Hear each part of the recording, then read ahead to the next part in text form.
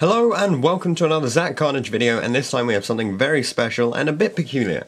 What I am going to do for you today is a deck profile for a Shaddoll deck. Now obviously Shaddolls have not been released in the TCG yet, but they are going to be soon in the Duelist Alliance booster set, and I've actually got a box that's going to come to me on the way from Cool Kingdom. They're being really supportive and helping me put Yugioh videos out there, and I do a few videos for their channel, so go ahead and check them out.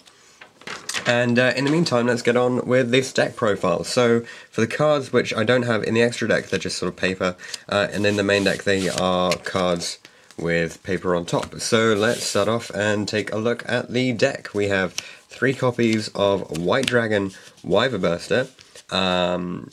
I'm going to explain this a little bit more in a minute. This is mainly for graveyard manipulation on a light target for Nephilim. Then obviously to combo with those, 1 Black Dragon Collapse Serpent, because I only have 1. I think 1 generally does the job, although you can use 2 if you want to. Then we play 1 Eclipse Wyvern, another light target for Nephilim, and we play Dark Arm Dragon. Now in the OCG you get 2 of these, but obviously TCG we've only got the 1 Dark Arm Dragon. But with these 6 cards here, we got a lot of graveyard manipulation, which allows us to push some really big plays with Dark Armed and BLS and other stuff. And being able to send Eclipse to the grave with Shaddoll Fusion is just brilliant.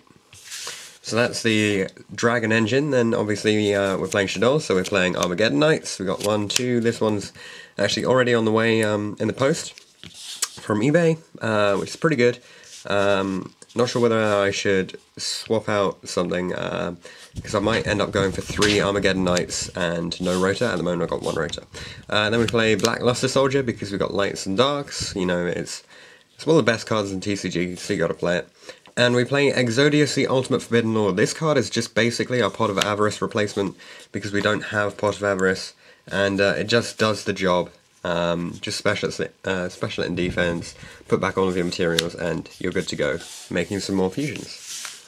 So those are the tech cards, and then we play the Shaddoll cards. So 3 Falcon. Just because I synchro a lot, I think it's really necessary to synchro with this deck, and Falcon is the one that I pretty much always go to generally if I'm going to Shaddolls Fusion. And first turn, if they got back row, I'll go for like a dragon and something else.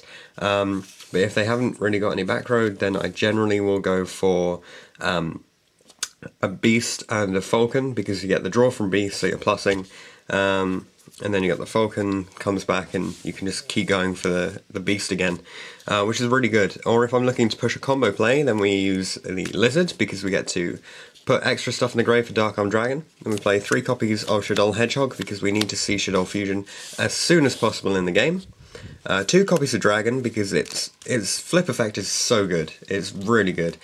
Sending it to the grave to blow up back row is really good as well. I just think it's an all-round brilliant card, Dragon, especially with 1900 attack. And it's level 4, so you can make rank 4s. Then we play 2 copies of Beast. I know that in the OCG people tend to play 3 Beast and 1 or 2 Falcon, and I might end up doing that after test play, but I think for the moment 2 Beast is good enough for me, because I don't think I need to send them that much. People aren't going into the extra deck against me online as much as I'd like them to, so I'm not going to Shaddoll Fusion this to the grave as much as they probably do. So that's the monster lineup. Then on to the spells. We play 3 copies of Shaddoll Fusion, because it's the best card in the deck. Just instant fusion, and you go plussing for days. 1 super polymerization and 1 normal polymerization. This is going to become an El Shaddoll fusion after next duelist comes out, but in the meantime this will probably become another super poly, just because you can plus off your opponents so well.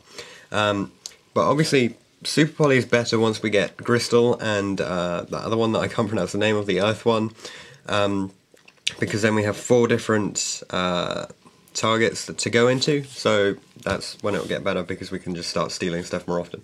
Then 2 Mystical Space Typhoons, 1 Foolish Burial, the previously mentioned Rotor, which will probably end up being another Armageddon Knight if I can get my hands on one, Lure of Darkness to increase the speed, and that's it for the spell lineup.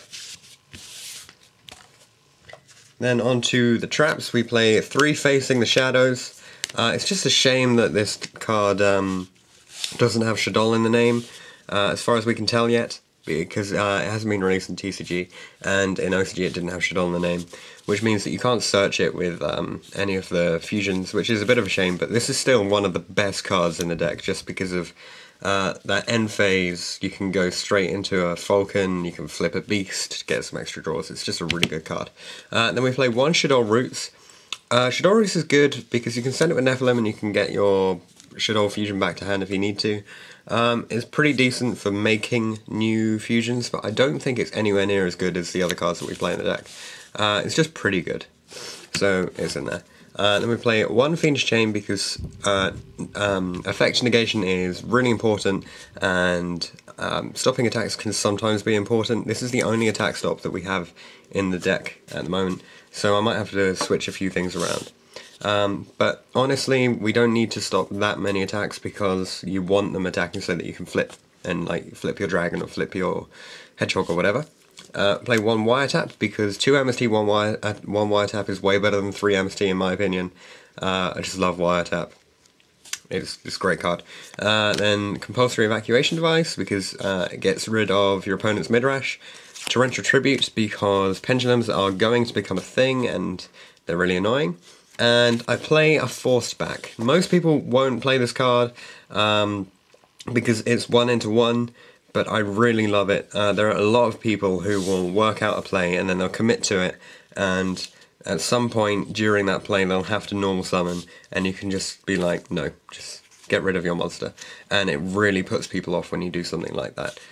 Nobody really expects Force Back as well, because it's not generally considered to be as good as something like Black Horn of Heaven, just because with Black Horn your opponent will generally go 2 cards into 1 Black Horn, and Force Back is generally a 1-for-1, but still I really think a lot of people should be playing Force Back. So that is it for the main deck, and now let's take a look at the extra deck. Obviously, I love control decks, so we are playing 3 copies of Midrash for the control, 2 copies of Nephilim. All of these cards are really good for controlling stuff. Because with Nephilim out, people are just afraid to special summon, because if they do, they can't do anything with their monsters unless it's got a decent effect.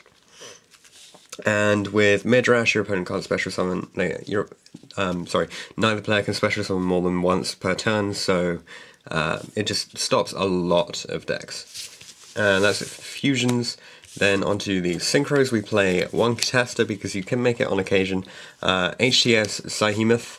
I haven't got it yet. A lot of this extra deck I still need to get my hands on before the cards come out, but I will be doing that. Then we play one Paladin Zektron. Really good. I made this a lot when I get the opportunity, but obviously it's not actually allowed in the OCG, which is a bit of a shame. Then we play Arcanite Magician and Black Rose Dragon. They're the 2 main ones that I need to get.